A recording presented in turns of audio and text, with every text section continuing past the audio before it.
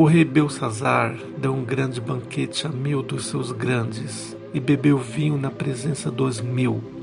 Havendo Belçazar provado o vinho, mandou trazer os utensílios de ouro e de prata que Nabucodonosor, seu pai, tinha tirado do templo que estava em Jerusalém, para que bebessem neles o rei, os seus grandes e as suas mulheres e concubinas.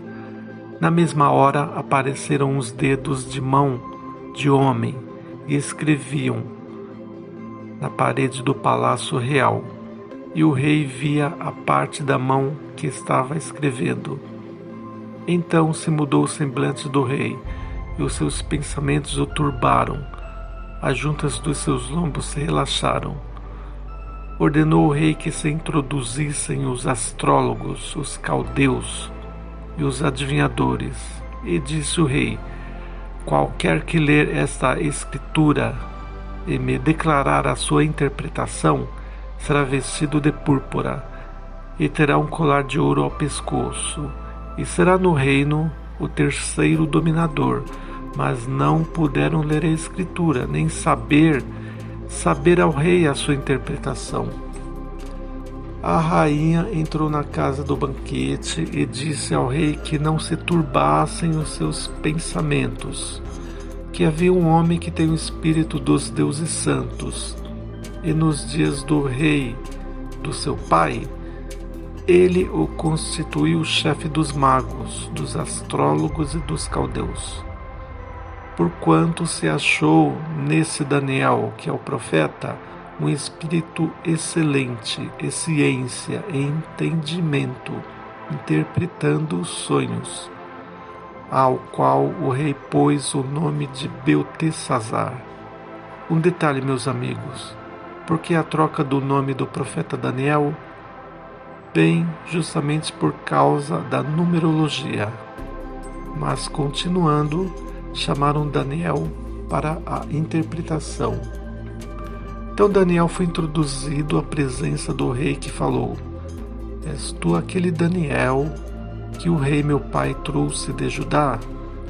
Tenho ouvido dizer a teu respeito que o espírito dos deuses está em ti, e que a luz e o entendimento e a excelente sabedoria se acham em ti.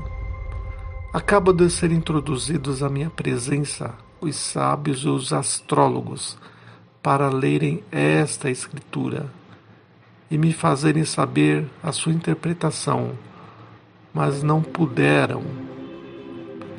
Eu, porém, tenho ouvido dizer de ti que podes dar interpretações. Agora, se puderes ler esta escritura e fazer-me saber a sua interpretação, serás vestido de púrpura e colar de ouro ao pescoço, e num reino serás o terceiro dominador. Então Daniel respondeu: as tuas dádivas fiquem contigo, e dá os teus presentes a outro. Todavia, lerei ao rei a escritura, e lhe farei saber a interpretação. Então disse Daniel: ó rei, Deus, o Altíssimo, deu a Nabucodonosor teu pai o reino e a grandeza e a glória e a magnificência. Mas tu, teu filho Belçazar, não humilhaste o seu coração, ainda que soubeste de tudo isso, e te levantaste contra o Senhor do céu, pois foram trazidos os utensílios da casa dele perante ti, e tu, os teus grandes, as tuas mulheres e concubinas, bebestes vinho neles. Além disso, desses louvores aos deuses de prata, de ouro, de cobre, de ferro, que não veem, não ouvem, mas a Deus, em cuja mão está a tua vida e todos os teus caminhos, a ele não glorificaste. Então dele foi enviada aquela parte da mão, e escreveu-se essa escritura.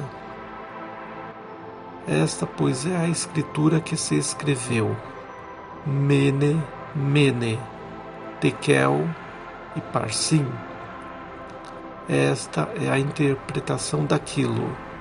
Mene, contou Deus o teu reino e o acabou. Tekel, pesado fosse na balança e fosse achado em falta. Parsim, dividido foi o teu reino e deu-se aos medos e aos persas. Então mandou Belçazar que vestissem Daniel de púrpura, que lhe pusessem um colar de ouro ao pescoço e proclamasse a respeito dele que havia de ser o terceiro dominador do reino. Naquela mesma noite foi morto Belçazar, rei dos caldeus, e Dario, o Medo, ocupou o reino.